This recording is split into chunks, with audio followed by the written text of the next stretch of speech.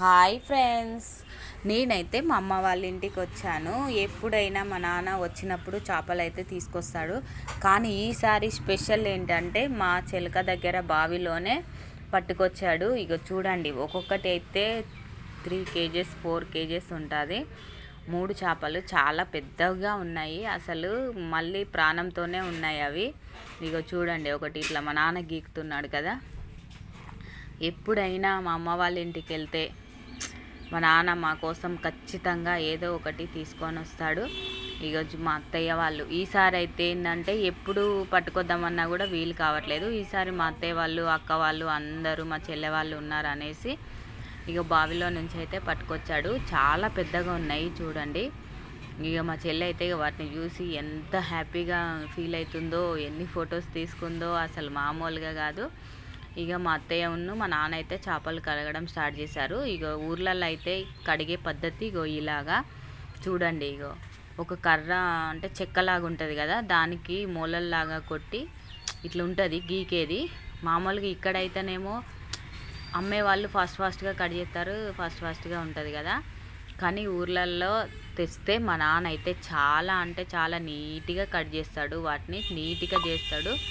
ఇగో చూడండి, మా అత్తయ్య అయితే గీకుతుంది. ఊర్లల్లో చేసే పద్ధతులు ఇవి.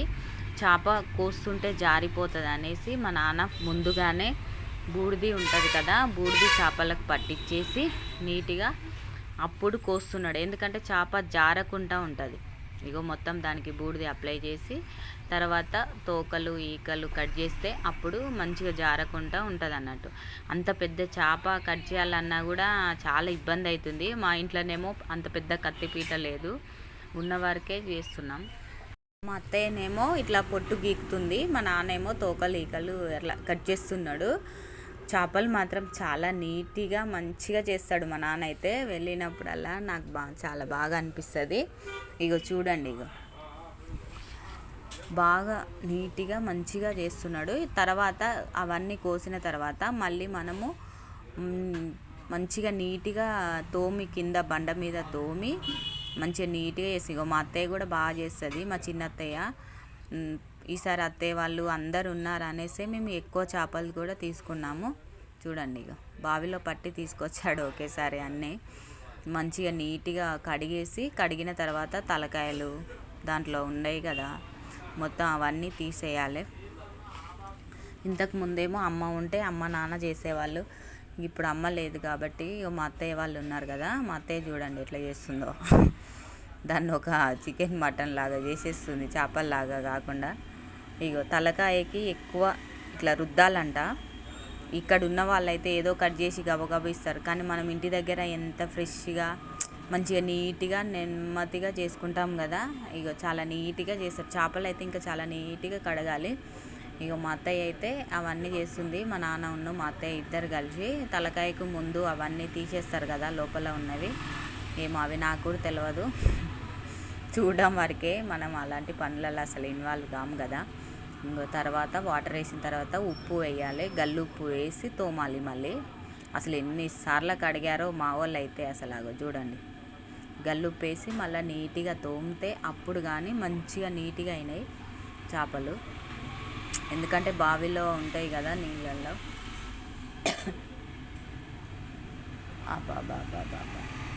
పోయడం, మా నాన్న వాళ్ళు తోమడం. ఆ చేపలు అన్నిటికీ 3-4 చేశారు. ఉన్న 3 చేపలకే పెద్ద పని అయిపోయింది ఆ రోజైతే. 1 డే హాఫ్ డే మొత్తం చేపలు తోమడం, కడగడం, వండడమే సరిపోయింది మాకైతే ఆ రోజు. మధ్యాహ్నం తెస్తే సాయంత్రం వరకు అయిపోయింది. ఇక చూడండి, ముక్కలు కోయడం కూడా చాలా ఇబ్బంది అనిపింది. అంటే పెద్ద పెద్ద కత్తిపీటలు అమ్మే వాళ్ళకైతే ఈజీ, మనం ఇంట్లో కదా చేసుకునేది, అలా అనేసి కొంచెం ఇబ్బందిగా ఉంటుంది, కత్తిపీట చిన్నగా ఉందని. ఇక చూడండి, నేనైతే చెన ఉంటుందేమో అనుకున్నా.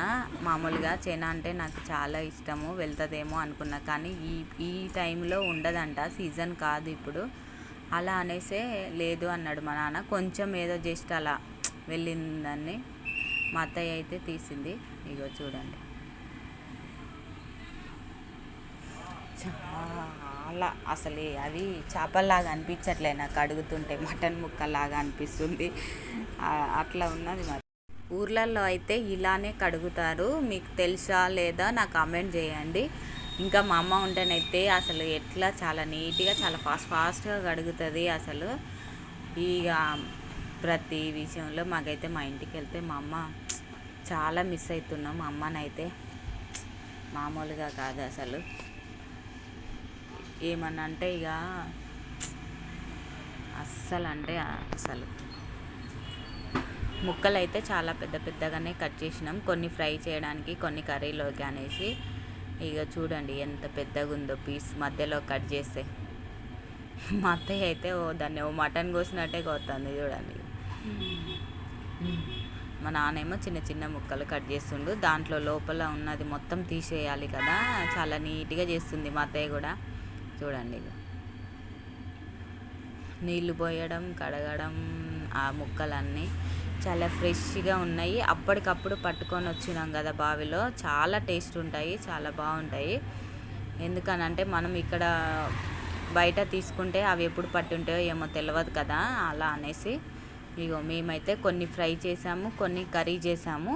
కర్రీకి అయితే ప్రిపరేషన్ ఇగో ఇవి అయితే ఉప్పు కారము అల్లం ఎల్లిగడ్డ అన్నీ గిన్నెలోనే కలిపి పెట్టింది. ఈసారి మా అత్తయ్య ఎలా వండుతుందో ఆమె స్టైల్లో వండమని చెప్పాము.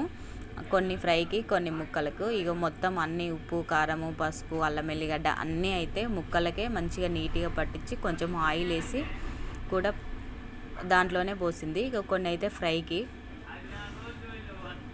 మరి అన్నీ మొత్తం కర్రీ చేస్తే బాగుండదు కదా అనేసి కొన్ని ఒక బేషన్లో ఫ్రైకి తీసాము. కొన్నేమో మా అక్క కూడా తీసుకెళ్తా అంటే ఫ్రై చేసి పక్కకు పెట్టాము. ఇగో అన్నీ మసాలాలు గిసాలాలు అన్నీ అందులో వేసి కొంచెం సాల్ట్ వేసి కొంచెం ఆయిల్ వేసి మొత్తం ముక్కలకైతే పట్టించింది. మేము ఒకలాగా వండుతాం, మీరు ఎలా వండుతారో చేపల కూర నాకు కామెంట్ చేయండి. మా అత్తయ్య వండితే కూడా చాలా బాగుంటుంది టేస్ట్ అయితే.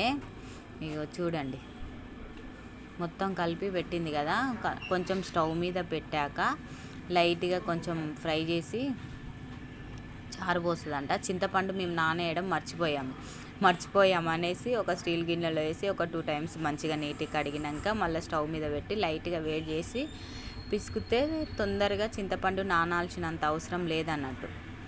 ఇగో ఇదైతే ఫ్రైకి మేము ఫ్రై కూడా చేసేసాము. ఇగో చూడండి ఒక 3 స్పూన్ కారము,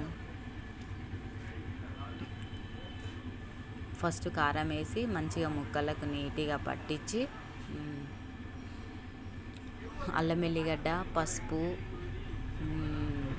మసాలా పౌడర్లు ధనియాల పౌడరు మెయిన్ మెంతులు జీలకర్ర పౌడరు ఇవన్నీ అయితే మెయిన్ పట్టించాలి. పట్టించిన తర్వాత కొంచెం సాల్ట్ వేసి మంచిగా నీట్గా మొత్తం కలపాలి. ఎందుకంటే ముక్కలకు మంచి ఉప్పు కారం పడితేనే కదా టేస్ట్ బాగుండేది. చేప ముక్కలు కలుపుతుంది మొత్తం ఏకంగా బేసన్ ముందు పెట్టుకొని కారం పట్టించి వాటికైతే ఇక చూడండి ఈ ఫ్రై కోసం కర్రీ అయిన తర్వాత ఫ్రై చేద్దాం. ఈసారి ఎప్పుడైనా మా అత్తయ్య వంట చేస్తుంది. ఇంటికి వచ్చింది అనుకో మా ఇంటికి, మా అమ్మ తర్వాత ఇక మా అత్తయ్యనే ప్రతి ప్రతిసారి రావడం రమ్మనగానే మేము బెంగళూరు వచ్చినాము అంటే కథమే అమ్మ ఇంటికి మా అమ్మ కంపల్సరీ అత్తయ్య కంపల్సరీ వస్తుంది మా కోసం. అయితే ఇక కొన్ని అయితే ఫ్రై చేసాము.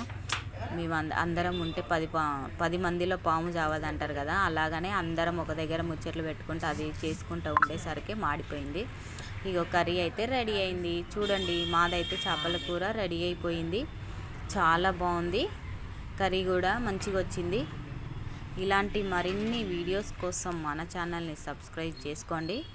కొన్ని ముక్కలు అయితే ఇంటికి తీసుకెళ్ళడానికి ట్రై చేస్తాము. కొన్ని పీసెస్లు అయితే కొంచెం పక్కన పెట్టాము. కర్రీ కొన్ని ఫ్రై ముక్కలు అయితే మా అక్క తీసుకెళ్తా అనేసి పక్కన పెట్టింది. ఎందుకంటే చాలా చేపలు కదా, 5-6 కేజీల పైనే ఉన్నాయి. అలా అనేసి కొంచెం బాక్స్లో పెట్టి ఫ్రిడ్జ్లో పెట్టాము. మా నాన్న రోజు ఒకటి ఫ్రై చేసుకుంటాడు కదా అనేసి. ఇలాంటి మరిన్ని వీడియోస్ కోసం మన ఛానల్ని సబ్స్క్రైబ్ చేసుకోవడం మర్చిపోవద్దు. బాయ్ మరి.